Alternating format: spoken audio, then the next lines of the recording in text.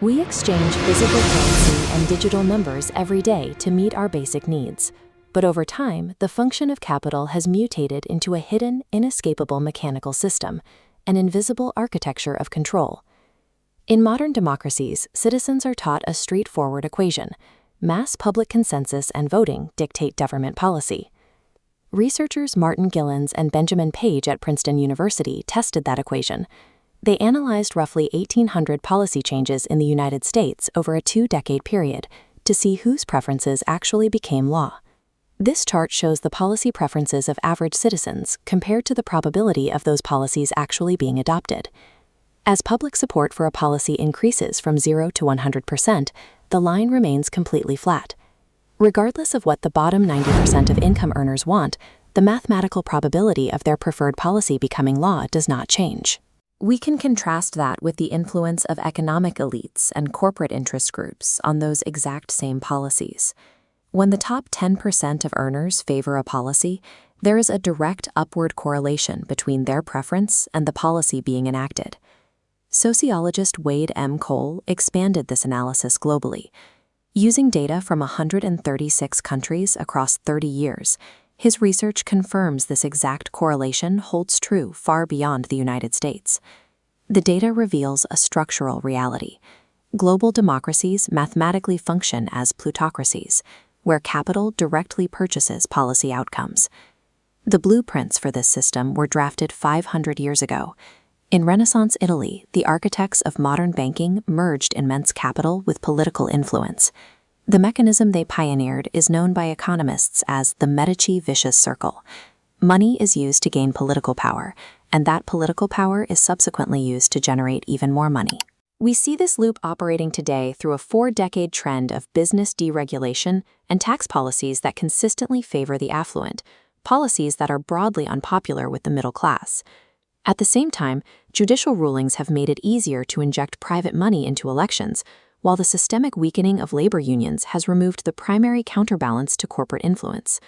Rising wealth inequality is not an accident or a glitch. It is the intended mathematical output of a perfectly functioning machine.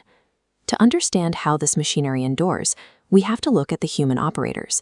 The pursuit and acquisition of immense capital chemically and psychologically alters the brain.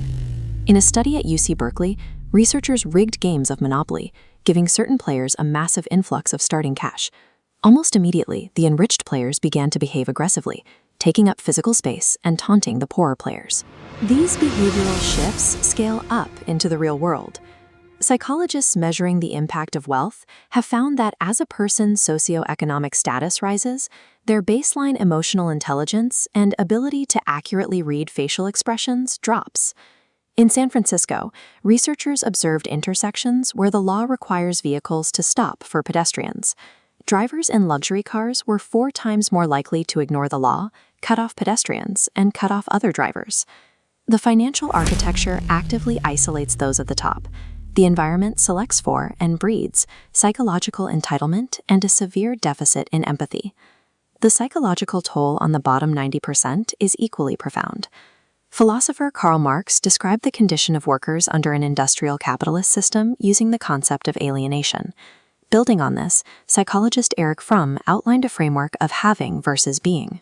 He observed a culture that conditions individuals to equate their human self-worth entirely with their capacity to acquire and consume products.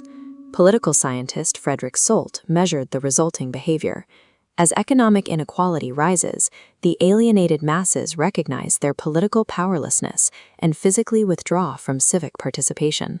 When official, legal, and political channels offer no path to equity, the vacuum of trust creates a desperate demand for resolution outside the system.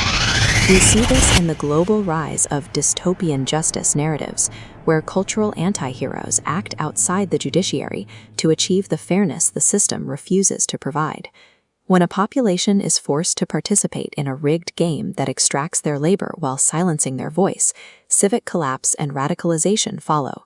We can examine the modern ultra-wealthy through the lens of a 500-year-old playbook written for absolute rulers by Niccolò Machiavelli. The core Machiavellian philosophy revolves around 2 concepts: the ruthless application of virtue, meaning power, ingenuity, and efficacy, to to conquer fortuna, the unpredictable forces of chance and death. Modern billionaires utilize extreme financial leverage to divorce ethics from action. They attempt to exert total control over their environment, insulating themselves from consequence, much like a Machiavellian prince. But there is a fatal flaw in this strategy. Psychologists classify the compulsion to endlessly acquire money as a process addiction. The behavior triggers dopamine loops in the brain, identical to those produced by substance abuse. The architecture of influence operates as a psychological prison for everyone involved. The masses are trapped by alienation, while the elite are trapped by an endless, unfulfillable addiction to control. You cannot vote your way out of a mathematically rigged system, and you cannot buy your way out of a process addiction. Escaping requires redefining the tool itself. The true utility of capital is not found in the endless cycle of having, securing social status, or exerting power over others. The antidote is leverage turned inward. The ultimate power of money is its ability to buy back your own time and insulate you from the system's control. While this shift won't dismantle the structural influence old over policy, it breaks the primary psychological lever the architecture uses to control your behavior. By returning to a state of being, the manufactured need for more loses its authority over your life. Money is a temporary medium, but the autonomy and freedom you purchase with it are permanent.